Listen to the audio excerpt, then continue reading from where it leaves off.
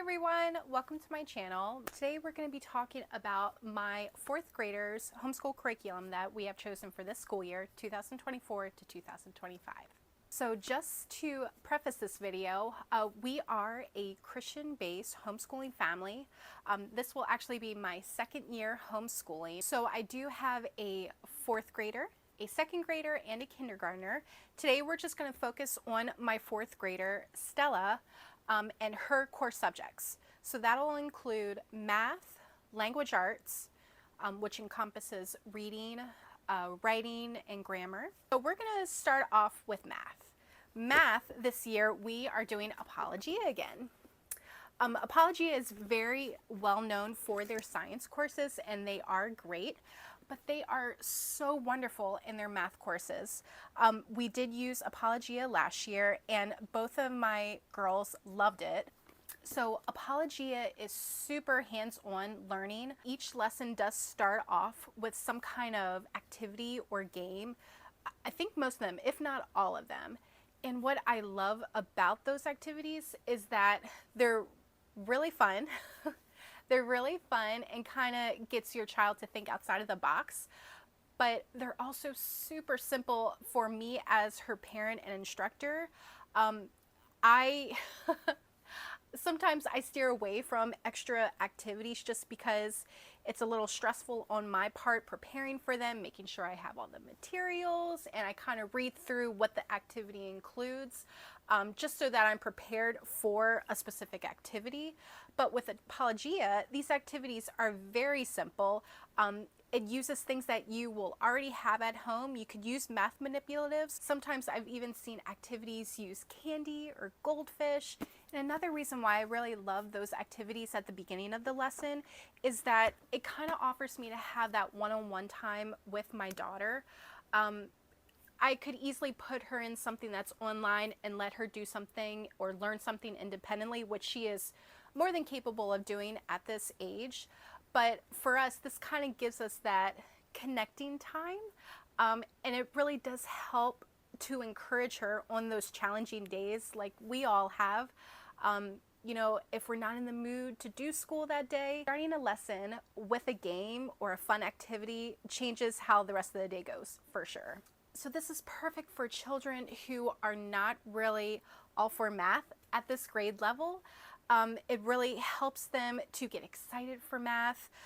Another thing that I love about Apologia is that their lessons are set up for a 4-day homeschool week. And that's what we are. We homeschool Monday through Thursday. Fridays are our off days. Every now and then we do have to use Fridays for something that we missed, or you know, an extracurricular, something like that. But for the most part, we are homeschooling Monday through Thursday. So Apologia works perfectly in there. And actually in the teacher guide, it gives you an example of a week-to-week planning schedule, which I just super appreciate. What I normally do is just copy the lesson plan for each day and I'll put it into my planner. Another thing that I really love about Apologia is how colorful it is. So for this book, this is level 4, we kind of have a sea theme here. And you can see all throughout the book, we have beautiful images, photographs. So I have the teacher guide and the student workbook. I really would recommend getting the teacher guide just because in the back you will have an appendix section. And there you will have the opportunity to take out certain pages for the activities. Not every activity or game has a worksheet, but some of them do. So you will need the teacher guide for those. So for the level 4 course, what we will be covering is number and place value, multiplication, geometry, division, measurement, and fractions and decimals. Their lessons are super short. I found that last year, most of our lessons we could knock out in about 15 to 20 minutes, depending on the concept and depending on if Stella needed a little extra practice. And also the reviews at the end of the chapter is more of a spiral review. So you're gonna obviously have review of that chapter that you just covered, but you're also going to see some review questions of previous chapters. So that's great for students who kind of need that little refresher. Don't sleep on Apologia's math courses. They are amazing. This is your wake-up call. Okay, next up we're going to be talking about language arts. And for language arts this year, we have chosen BJU. This is my first time using them. Last year, I really did not like what we were doing. We flip-flopped back through a couple different programs. So I'm hopeful that BJU is the one that's going to work perfectly for our family. The reason why I've chosen BJU is that their goals really follow in line with our family's values and beliefs. So their first teaching goal for their English course is to foster an appreciation of language as a gift from God. And I think that is just so beautiful that that is their number one goal. They definitely are more of a traditional Christian-based learning curriculum, which again definitely ties into what our family is about. So I believe BJU is intended to be a week-long program, but after looking through the student workbook, I believe that I can modify it in a way that's going to fit our family's need, which is a 4-day week homeschooling schedule. Some lessons may be combined, or we may do a review with a lesson in the same day, which is going to be totally fine. Or we may even skip a lesson if I feel like my child is going through the lessons pretty good and she's understanding the concepts, then we may just skip over a lesson, and that'll help us to get back on track.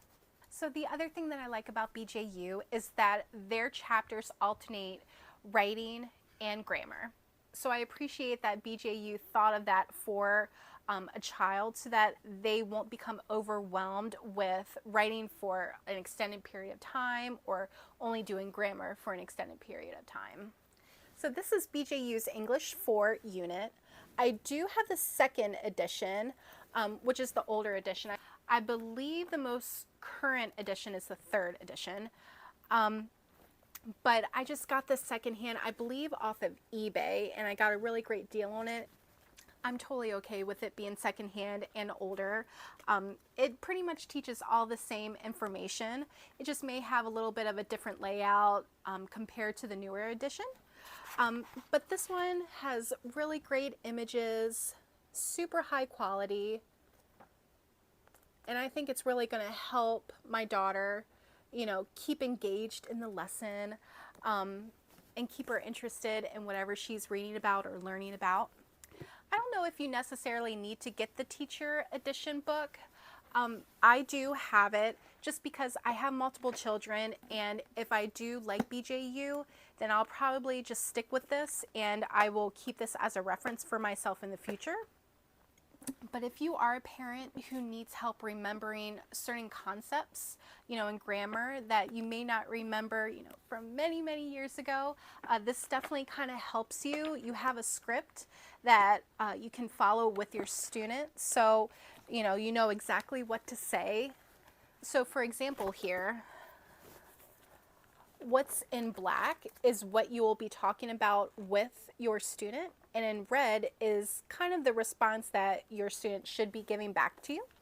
So it just really offers that hand holding that you may need for a little bit of extra confidence while teaching your child.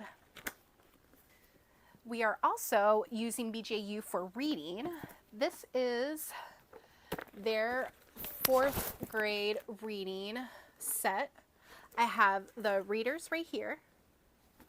I have the teacher book that goes along with it, and then I have the reading workbook. So in the reading text, we have many stories, some of them short, some of them longer format. We also have some poetry, and we also have some Bible stories in there as well. Some of the themes that will be gone over are dreams, friendships, seasons, determinations, and creations. So there are lots of little fun stories. I've read a couple already, and I know Stella will definitely enjoy them. To go along with the reading textbook, we also have the work textbook. And in here, we will have lessons that follow along with each of the reading lessons. For some stories, we will have a couple different lessons. For example, if it's a longer story, and you can see on the bottom of the worksheet that it's intended for a specific reader and then also specific pages. So we may not get to every single worksheet for the readers, but I definitely will be pulling from this often. For handwriting, we were going to go with a workbook that I just found on Amazon, but after looking at it and really thinking it over, I've decided that I'm going to be returning that, and I'm actually going to be using BJU's handwriting workbook. It's a cursive workbook, and the reason why I like it is that the handwriting is slanted, and that really helps to encourage the correct way of cursive. So that's what we're going to be using for handwriting.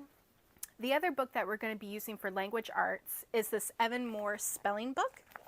And to be honest, this is a really straightforward book. There's no frills to this like the other books. Very black and white, just mostly practice work. So each week you'll have a different set of words, and for each day during the week you'll have a different little worksheet activity to do for those sets of words. Here's some examples here. This is for week 1. And here's the beginning of the week 2.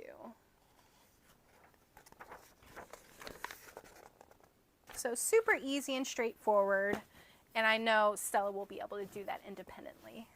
All right, and the last 2 fun things that we have for Stella is this mother-daughter journal that her and I will be working on throughout the school year.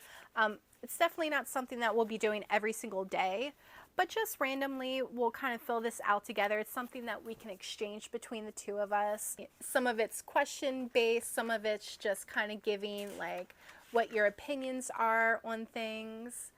And again, it's just something fun for her and I to do, but it's more so I'm encouraging her to use her mind to think about things. And of course, there's some really great exercises here for writing as well.